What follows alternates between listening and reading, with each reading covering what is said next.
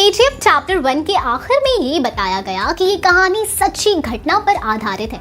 उसके बाद से सभी केजीएफ 2 का बेसब्री से इंतजार कर रहे थे, जो आई और सभी को चौंका गई।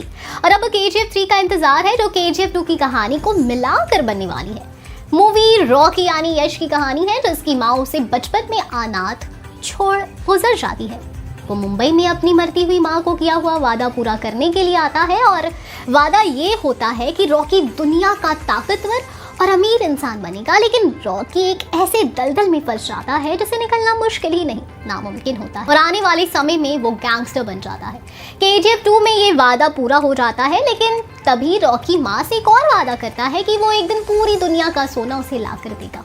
क्या कभी आपने इस बात पर गौर किया है कि केजीएफ फ्रेंचाइज सिर्फ एक इंसान की कहानी से प्रेरित नहीं है, बल्कि ये कहानी 3-4 सिरों को अपने साथ जोड़ती हुई चल रही है।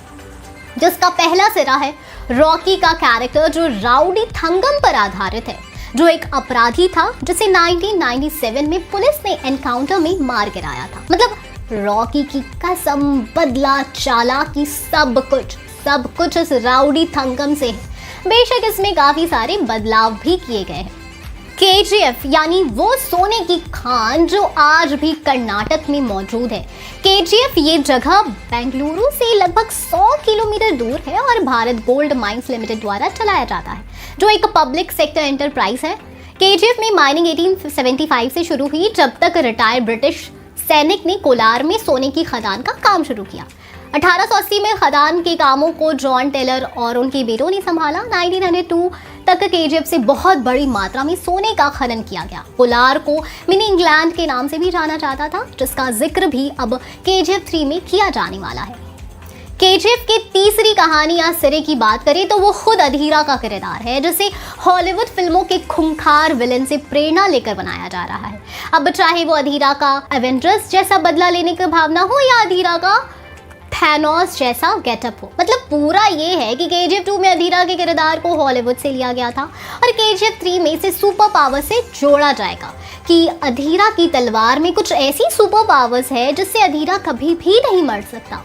कुछ इससे भी ज्यादा कि कैसे थैनोस बार बार हार कर भी जीत जाता है और मार्वल यूनिवर्स का सबसे ताकतवर विलन है, वैसे ही अधीरा भी केजीएफ फ्रेंचाइज का सबसे ताकतवर विलन बनकर सामने आएगा। केजीएफ 3 की ये बात अगर आपको बताए तो ये थोड़ा पेचीदा हो जाता है, क्योंकि इसके जोड़ते ही कहानी सिर्फ दो इंसानों के बीच की लड़ाई नहीं है, बल्कि एक राजनीतिक मोड़ ले लेती है। और इस गुंडों की कहानी में एक राजनेता की एंट्री होती है, और राजनेता भी ऐसी जो अपने जमाने में हिटलर कहलाई जाती थी, जो थी इंदिरा गांधी, जिन्होंने देश में इमरजेंसी लगवाई, अपने पद से इस्तीफा दिया, फिर चुनाव लड़ी और जीत कर गद्दी पर वापस आई। इन सबके बावजूद मोम की गुड़िया कहलाई।